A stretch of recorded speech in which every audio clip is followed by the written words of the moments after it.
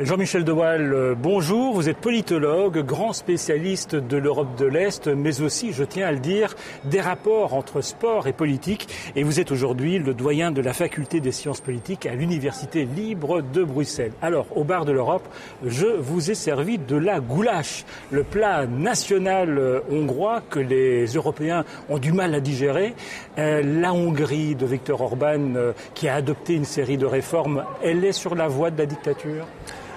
En tout cas, elle est à un chemin, un croisé de chemin qui peut la mener vers la dictature. Je pense que jamais depuis la Seconde Guerre mondiale, on a connu dans l'Union européenne un cas d'un pays où on pouvait véritablement s'interroger sur la nature démocratique du régime. On est vraiment borderline. Parmi les réformes de la Constitution qui posent problème, qui limitent les libertés, vous pensez à quoi en premier lieu? Quelle réforme vous frappe le plus ? Mais c'est justement l'ensemble des réformes.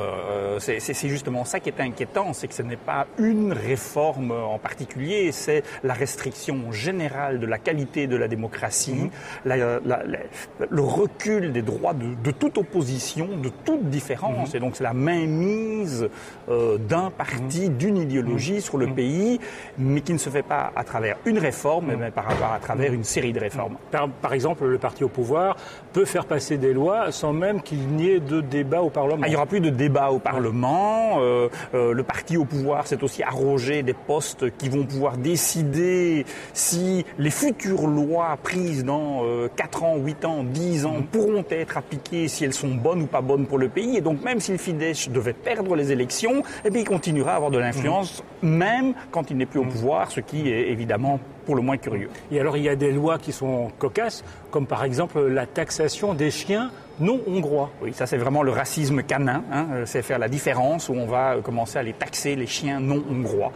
Ça c'est tragicomique, mais enfin ça montre quand même une idéologie profondément raciste.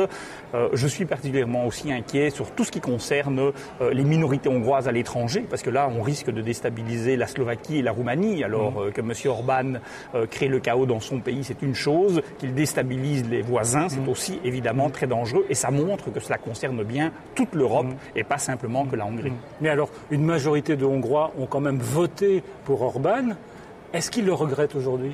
Écoutez, les sondages il y a quelques semaines montraient que 80% des Hongrois pensaient que la Hongrie allait dans la mauvaise direction. Donc je ne pense pas qu'il y ait beaucoup de Hongrois qui, à l'heure actuelle, à part des gens purs et durs, soutiennent le gouvernement. Maintenant, il est vrai qu'il a eu cette majorité parce que le gouvernement précédent a mis le pays en faillite. Il ne faut pas oublier que le gouvernement socialiste précédent a mis le pays en faillite et a connu des années de corruption absolument extraordinaires. Et donc c'est évidemment le rejet du passé tragique qui a jeté les Hongrois dans les bras de M. Orban. Alors, je vous interromps parce que vous le voyez, des petits parasites qui apparaissent ici et derrière ces parasites, quelqu'un qui va vous poser une question. On regarde. Bonsoir, je m'appelle Thomas Schreiber, je suis journaliste français d'origine hongroise. Je m'occupe depuis très longtemps des problèmes des pays du monde communiste et post-communiste.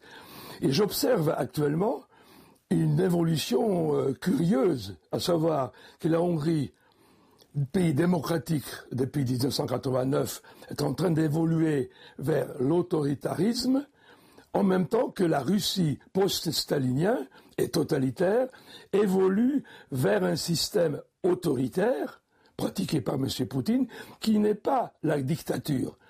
Alors, peut-on parler maintenant des similitudes de l'évolution de la situation en Russie et en Hongrie, étant donné qu'on ne réprime plus systématiquement des manifestations et on n'enferme pas systématiquement des prisonniers, on n'enferme pas des opposants, on ne condamne pas à des longues peines de prison. Réponse ? Oui, je pense que, en tout cas en Russie, c'est clair qu'on a un espèce d'autoritarisme soft et je pense que la Hongrie peut aller vers ce genre de régime. Vous savez, il faut parler de qualité de la démocratie. On peut avoir des pseudo-démocraties, on peut avoir des régimes de très faible qualité de la démocratie, mais ce n'est pas que la Hongrie qui est touchée. L'Italie a connu aussi des dérives. Je veux dire, les montées des populismes, c'est toute l'Europe qui en est pour le moment saisie. Il ne faut pas non plus isoler isoler la Hongrie ou isoler l'Europe centrale. Alors, on croit savoir que la semaine prochaine, la Commission européenne va adopter une mesure, une procédure en infraction aux valeurs européennes. Ça veut dire quoi, ça, concrètement ? Ça veut dire que c'est le premier pas que mène la Commission européenne vers la sanction de la Hongrie. Alors, ce sera une première. Hein, Quelle sanction ? Alors, ça peut aller jusqu'au retrait du droit de vote pour la Hongrie quand le gouvernement hongrois vote pour prendre des mesures. Alors, on pourrait interdire aux Hongrois de participer à des sommets européens ? Pas de participer, mais d'y voter. Alors, à la fois, c'est évidemment très faible, hein, c'est symbolique. C'est très, très difficile pour l'Europe de sanctionner un gouvernement qui a été élu démocratiquement, évidemment. Hein. Mais la Hongrie est dans une situation difficile sur le plan financier. Elle a frappé à la porte du FMI et de l'Union européenne. Il ne peut pas y avoir des sanctions économiques ? Mais je pense que si, par exemple, un pays comme l'Allemagne ou comme l'Autriche sont réticentes à taper trop fort sur M. Orban et le Fidesz, c'est parce que, évidemment, si la Hongrie tombe en faillite, ce sont les banques autrichiennes et les banques allemandes qui vont en payer le prix. Qui ont beaucoup d'intérêt. Et qui ont beaucoup d'intérêt là placés. Et donc, vous savez, quand on est très faible, parfois on est très fort, hein, parce que c'est le chantage du faible que fait M. Orban.